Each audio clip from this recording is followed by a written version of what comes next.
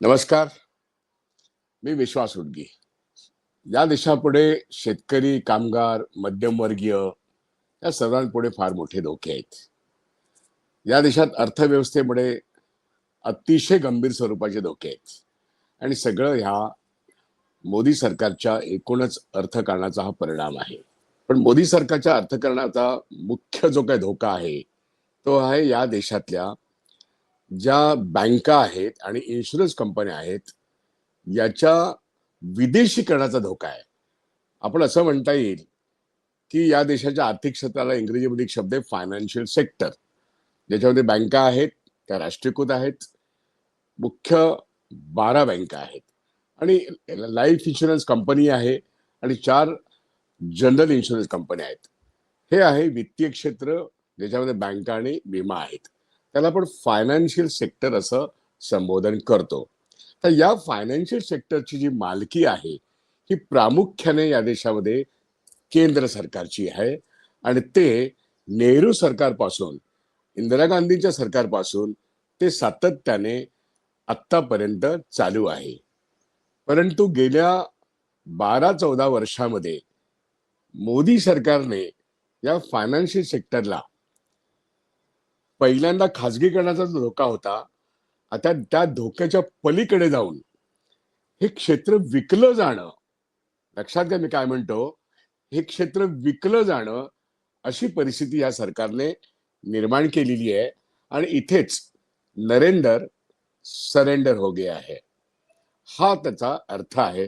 आणि म्हणून देशात आर्थिक सुनामी येऊ घातली असं जे मी म्हणतोय ते फायनान्शियल सेक्टर याचं जेव्हा फॉरेन डायरेक्ट इन्व्हेस्टमेंट मध्ये विदेशी हातांमध्ये कंट्रोल जाईल तेव्हा हा आर्थिक सुनामीचा दिवस फार दूर नाहीये.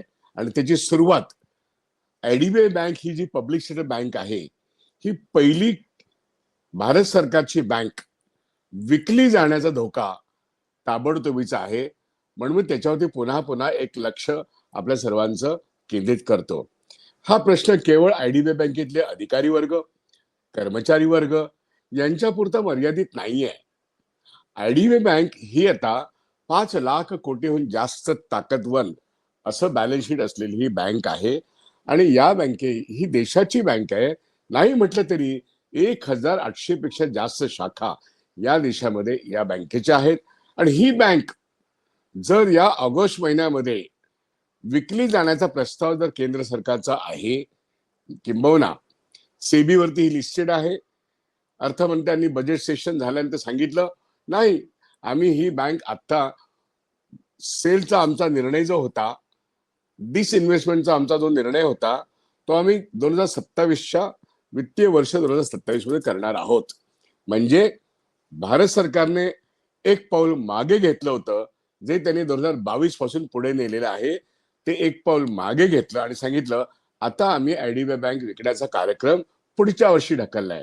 पण पुन्हा पुन्हा या महिन्याभरामध्ये अशा काही हालचाली झालेल्या आहेत की आता जी किंमत येईल त्या किमतीला आयडीबीआय बँक विकून टाका असा प्रस्ताव पुन्हा त्यांनी डीपम या त्यांच्या प्लॅटफॉर्मला दिलेला आहे. डीपमचा अर्थ काय? Department of investment and public asset management. DIPAM ही एक सरकारने निर्माण केलेली एक संस्था आहे. याचं घटनात्मक वैधता किती आहे हा खरा यक्ष प्रश्न आहे. पण तरीही डीपमच्या मार्फत पब्लिक ॲसेट विकणं म्हणजे सार्वजनिक क्षेत्रातल्या मालमत्ता विकणं हे या दीपम या प्लॅटफॉर्मचं काम. आणि राष्ट्रीयकृत बँका किंवा सार्वजनिक क्षेत्रातल्या व्यवसाय याच्यातली संपत्ती विकून जे रक्कम येते त्यातून या देशातली वित्तीय तूट जी आहे, बघा 2 तुटी असतात, एक वित्तीय तूट असते आणि दुसरी महसुली तूट होते. वित्तीय तूट आता 13 लाख कोटी रुपयाची आहे. ही पब्लिक ॲसेट विकून ही वित्तीय तूट कमी करणं आणि मग ते 3% एफआयआर ऍक्टच्या आत आणणं असं यांचं धोरण आहे. आणि म्हणून साधारणपणे 1 लाख कोटी रुपये जमा करणं असं फेब्रुवारीमध्ये त्यांनी ठरवलं पब्लिक ॲसेट्स विकून.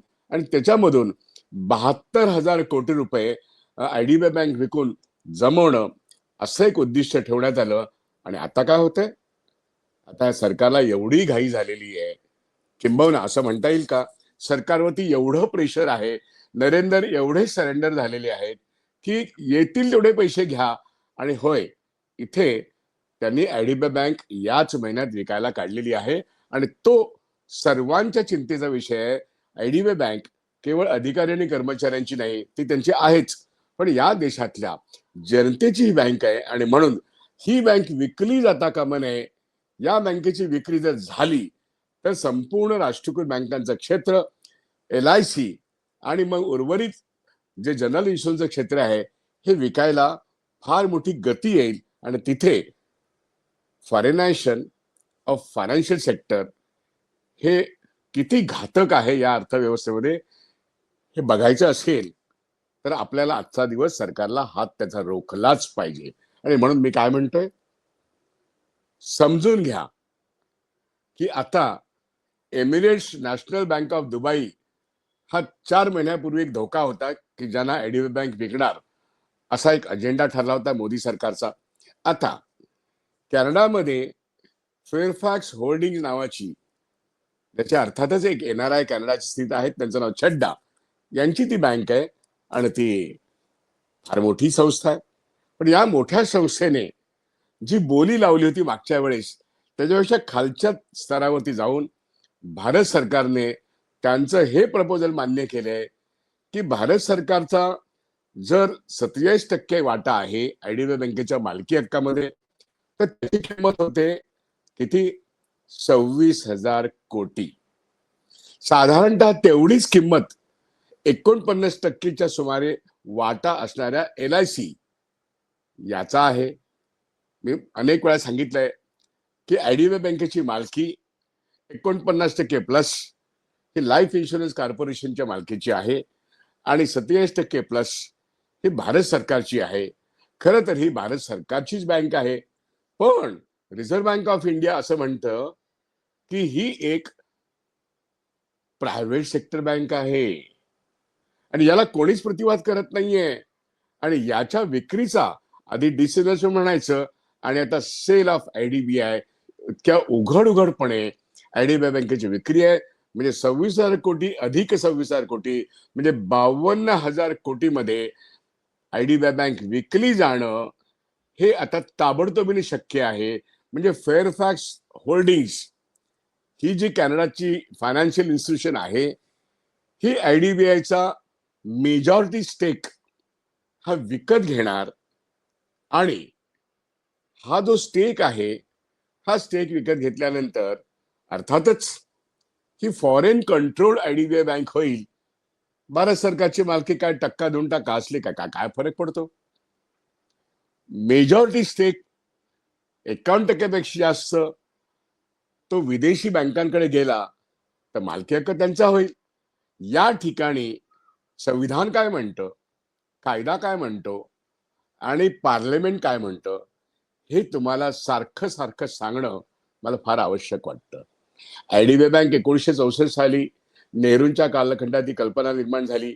1 जुलै 1964 मध्ये नेहरूंच्या निधनानंतर हा कायदा पार्लमेंटने पास केला.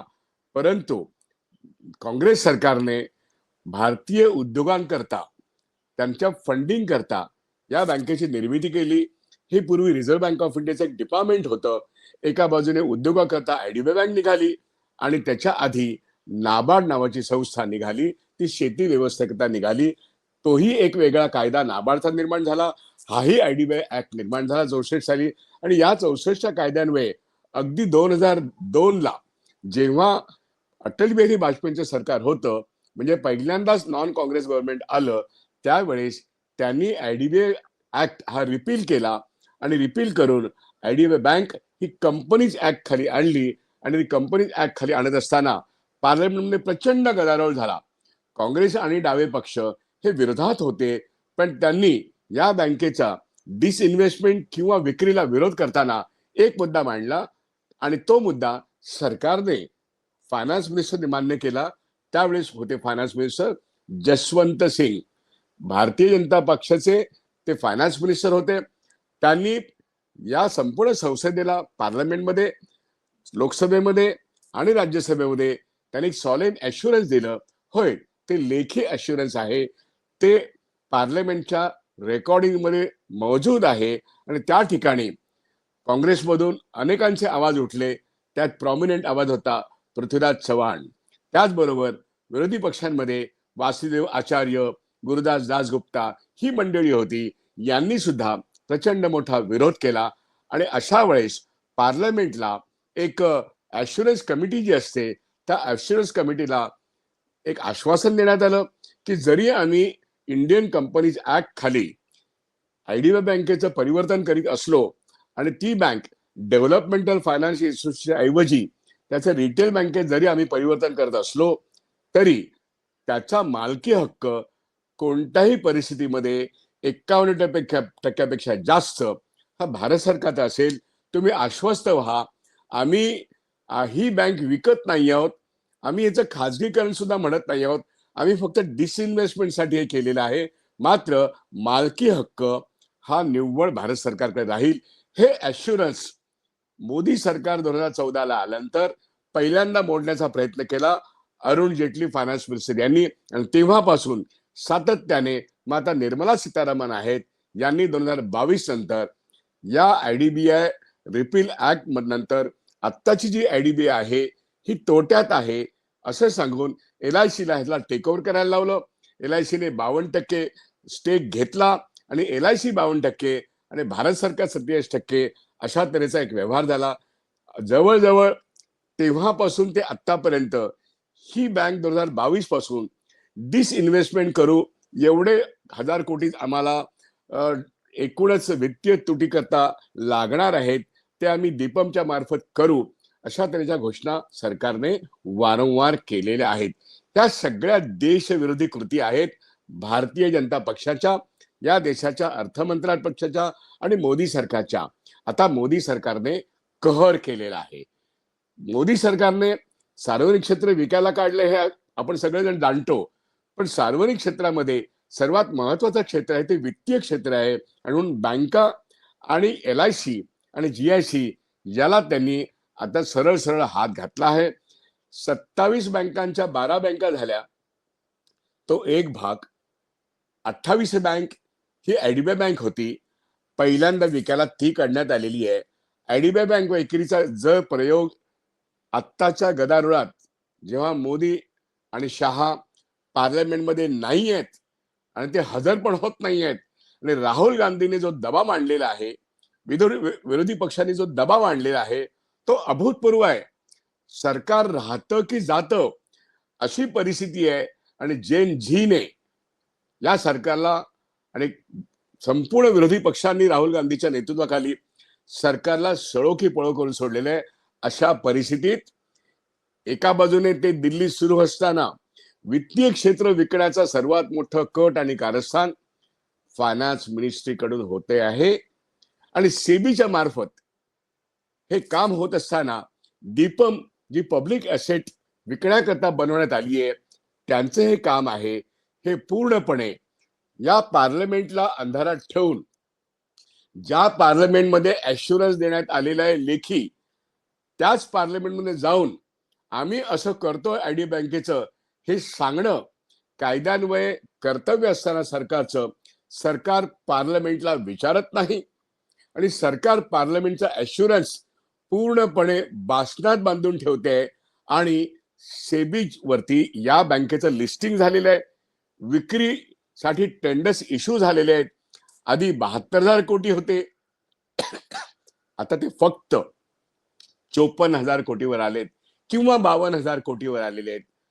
आणि ही बँक विकली जाणं म्हणजे आयडीबीआय विकली जाणं आणि नंतर ताबडतोब ज्या LICचा मालकी हक्क आयडीबीआयवर आहे त्यांना 26,000 कोटी मिळतील, पण आयडीबीआय बँक विकली जाणं आणि मग LICची विक्री होणं असा एक प्रचंड मोठा धोका या सरकारपुढे सरकारनेच निर्माण केलेला आहे. पण या अर्थव्यवस्थेत तो आहे आणि तो भारतीय जनतेचा द्रोह आहे. भारतातल्या लोकांची बचत बँकांमध्ये आहे आणि विमा व्यवसायात पण आहे. ती प्रचंड मोठी असल्यामुळे विदेशी भांडवल याचा कब्जा करायला उत्सुक आहे आणि मोदी सरकार हा कब्जा द्यायला उत्सुक आहे. इथेच foreignization of finance section of India हा धोका संभवतो. नीट परीक्षेचा धोका आहे, अन्य सगळ्या परीक्षांमध्ये लीकचा धोका आहे. विद्यार्थ्यांनी ओळखलं, विद्यार्थ्यांनी आवाज दिला, सरकार गडबडलेलं आहे, विरोधी पक्ष खूप त्वेषाने आक्रमक झाले, राहुल गांधी त्याचं नेतृत्व करतात. अशा वेळेस हाही प्रश्न आपल्याला लोकांचा हिताचा आहे, देशाचा हिताचा आहे, तो विसरून चालणार नाही. सर्व बँका आणि विमा व्यवसाय या देशातली प्रत्येक साधन संपत्ती ही भारतीय जनतेच्या मालकीची आहे.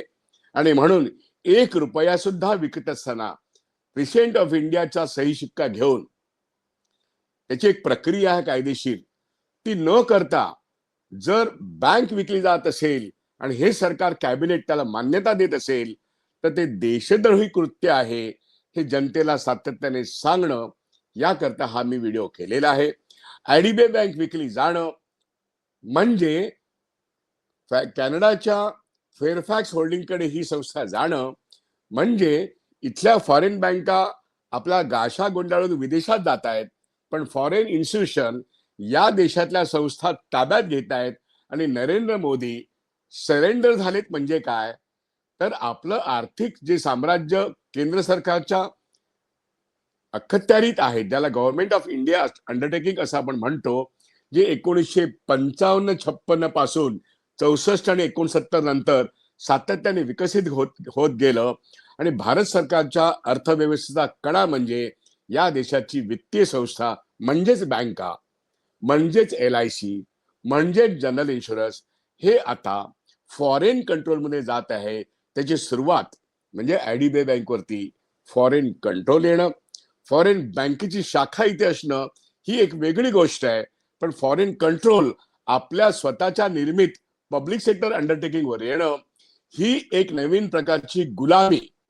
US अमेरिका डील मध्ये ही गुलामी आहे, ती शेतकऱ्यांना आणि बँकिंग व्यवस्थेला अतिशय गुलामीच्या अवस्थेत नेणारी आहे. युरोपियन डील आणि भारत यांच्यामध्ये जो डील होऊ घातलेला आहे तो सुद्धा भारतीय सर्व्हिस सेक्टरला आणि मॅन्युफॅक्चरिंग सेक्टरला गुलामीच्या अवस्थेत नेणारा आहे. कारण नरेंडर इज सरेंडर याचा खरा अर्थ तो आहे. राजकीय दृष्ट्या सरेंडर तर झालेच आहेत, पण पब्लिक सेक्टर आणि विशेष करून फॉरेनायझेशन ऑफ द फायनान्शियल सेक्टर हा प्रकार जो आहे अर्थव्यवस्थेतला, हा जनतेने नीट समजून घ्यावा. आणि म्हणून मी हा व्हिडिओ तुमच्या पुढे सादर करतो. आयडीबीआय कोणत्याही परिस्थितीत विकली जाणं म्हणजे आयडीबीआयतल्या अधिकाऱ्यांच्या नोकऱ्या संपणं, कंत्राटी कामगारांचं टेम्पररी आयुष्य हे परमनंट होण्याच्या ऐवजी त्यांच्या नोकऱ्या जाणं हे अभिप्रेत आहे. आणि हे जिथे जिथे भारतात झालेलं आहे त्या ठिकाणी परमनंट कामगार शून्यावर आलेला आहे. आणि तुमची माझी लाखो कोटींची बचत अत्यंत स्वस्तामध्ये विदेशी हातांमध्ये जाते. हाच खरा देशद्रोहीपणा मोदी सरकार करते आहे. आणि म्हणून याविरुद्ध तमाम लोकांनी म्हणजे जनतेने याकडे लक्ष देणं आवश्यक आहे. आणि म्हणून हा व्हिडिओ आपल्या बचत आणि आपली इन्शुरन्सची प्रीमियम विदेशी हातामध्ये न जाता ती भारत सरकारकडेच राहावी. आणि ही भारताची ज्याला म्हणतो सार्वभौमाची म्हणजे सार्वभौमत्वाची जो हल्ला आहे तो वाचवण्याकरता आपण काय काय करू शकतो या दृष्टीने आपण सगळे कामाला लागूया. आयडीबीआय वाचवणं म्हणजे देशावरच्या सार्वभौमत्वावरती हल्ला आहे तो वाचवणं, याकरता आपण एक व्यापक आघाडी निर्माण करून आयडीबीआय बचाव आणि मोदी सरकारचा हा मोठा हल्ला त्यांच्याच प्रेरणेने विदेशी भांडवलाचा असल्यामुळे आपल्याला मोदी सरकार हटाव याचाही जोर द्यावा लागेल. याची खोडगाठ प्रत्येक भारतीय नागरिकांनी आपल्या मनात ठेवावी. हा प्रश्न केवळ एका पक्षाचा नसून हा प्रश्न देशाची संपत्ती लुटली जाते आहे ती वाचवण्याचा आहे. कृपा करून लोकांनी जागं व्हावं. हा व्हिडिओ आपण समजून घ्यावा, लाईक करावा, कारण याच आठवड्यामध्ये आयडीबीआय बँक विकली जाण्याचा प्रचंड मोठा धोका आहे. पार्लमेंट 13 तारखेला संपेल, पण तत्पूर्वी IDBI वरती आवाज सर्वांनीच उठवणं आवश्यक आहे. इथेच थांबतो. पुन्हा भेटूया. मी विश्वास हुडगी आपला निरोप घेतो. धन्यवाद.